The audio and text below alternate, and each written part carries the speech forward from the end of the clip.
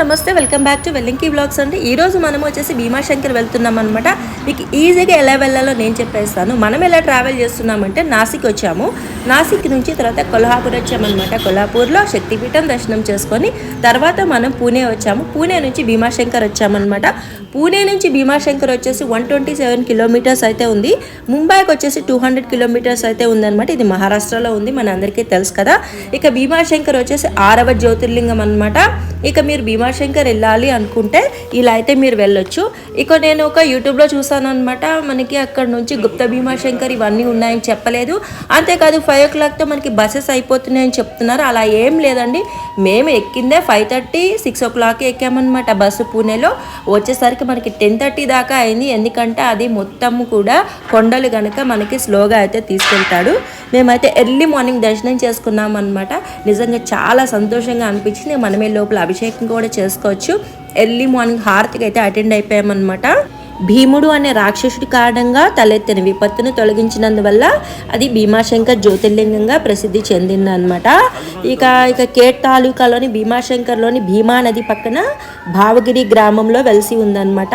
సహ్యాద్రి పర్వత శిఖరాల్లో ఒకదాని పేరు డాకిని. ఆ కొండపై భాగంలో పరమశివుడు భీమాశంకర్ జ్యోతిర్లింగంగా వెలిసాడనమాట. కృష్ణానది యొక్క ఉపనది అయిన భీమా నది ఇక్కడే పుట్టింది.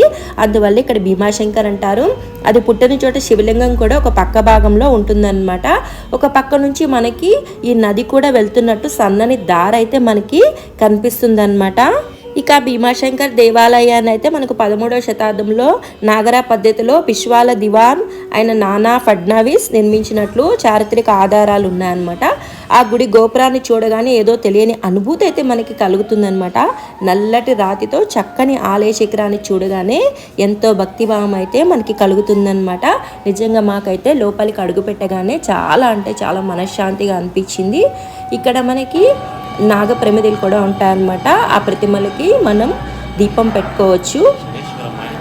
ఇక ఇక్కడ మనకి ఒక 2 kilometers ఇక్కడ నుంచి మనం నడిచి వెళ్తే ఫారెస్ట్లో మనకి భీమా నది కూడా దర్శనం చేసుకోవచ్చు అనమాట. అక్కడ కూడా శివలింగం ఉంటుంది. అక్కడ కూడా మనం అభిషేకం చేసుకోవచ్చు. నేను ఎలా వెళ్ళాలి, అడవి మార్గంలో ఎలా ఉంటుంది, అక్కడ భీమాశంకర్ నది ఎలా ఉంటుంది అనేది నేను నెక్స్ట్ వీడియోలో మీకు చూపిస్తాను అనమాట. ఇక్కడ అవ్వ కూర్చునింది. ఇక్కడ చాలా అయితే మనకి వానరాలు అయితే ఉన్నాయన్నమాట. కానీ అవి మనల్ని ఏమీ చేయవు. దగ్గరలో ఆంజనేయ స్వామి గుడి, తర్వాత శ్రీరామచంద్రుల వారి గుడి కూడా ఉంటుంది. తప్పకుండా దర్శనం చేసుకోండి. ఆ పక్కనే ఇంకా అమ్మవారి గుడి కూడా ఉంటుందన్నమాట. అష్టలక్ష్మి అమ్మవార్లు ఉంటారు. వారిని కూడా తప్పకుండా దర్శనం చేసుకోండి. ఇక్కడ అష్టలక్ష్మి దగ్గర ఒక మాత కూర్చుని ఉంటారనమాట. ఆవిడ మనకి ప్రసాదాన్ని ఇస్తారు. తప్పకుండా స్వీకరించండి.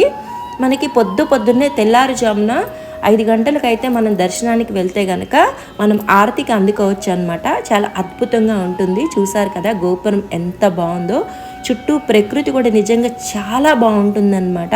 ఇక్కడికి వెళ్ళాలంటే నిజంగా పెట్టి పుట్టాలేమో అనిపిస్తుంది. అంత అద్భుతమైన ప్రదేశం అన్నమాట. ఇక మనకి ఇక్కడ దగ్గర షాపులు ఉంటాయి. ఈ మెట్లన్నీ ఎక్కి అయితే మనం దర్శనానికి అయితే వెళ్ళాల్సి ఉంటుంది. మేమైతే 2 times అయితే ఎక్కి దిగేసామన్నమాట. ఇక్కడ ఆంజనేయ స్వామి ఉంటారు. వెళ్ళేటప్పుడు నమస్కరించుకోవచ్చు అనమాట. మెట్లు ఎక్కేటప్పుడు మనకి మధ్యలో ఉంటాడనమాట. ఇదే మెట్ల మార్గము.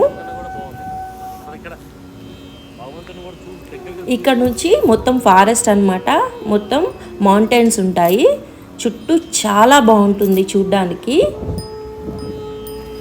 మీరు కూడా తప్పకుండా విజిట్ చేయండి. నిజంగా చూడాల్సిన ప్రదేశం అనమాట భీమాశంకర్. మీరు ఖచ్చితంగా పూణే వెళ్తే ఖచ్చితంగా భీమాశంకర్ని విజిట్ చేస్తారని నేను అనుకుంటున్నాను. ఈ వీడియో మీకు నచ్చిందా ఫ్రెండ్స్? నచ్చితే లైక్ చేయండి, షేర్ చేయండి, సబ్స్క్రైబ్ చేసుకోండి. పక్కనే బెల్ ఐకాన్ని యాక్టివేట్ చేసుకోవడం అస్సలు మర్చిపోవద్దు అనమాట. మరో మంచి వీడియోతో మీ ముందుకు వచ్చేస్తాను. మీ వెల్లింకి బ్లాగ్ చూస్తూనే ఉండండి. మీ మాలతి బాబు. ఖచ్చితంగా భీమాశంకర్ని దర్శనం చేసుకోండి. ఈ 6వ జ్యోతిర్లింగాన్ని దర్శనం చేసుకుని ఆ భగవంతుని కృపకు మీరు కూడా పాత్రలు అవుతారని మనస్ఫూర్తిగా కోరుకుంటున్నాను. మరో మంచి వీడియోతో మీ ముందుకు వచ్చేస్తాను.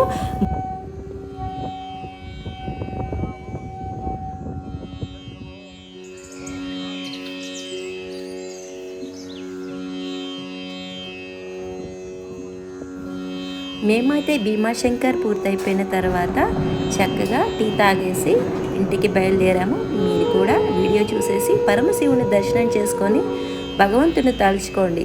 ఓం నమః శివాయ.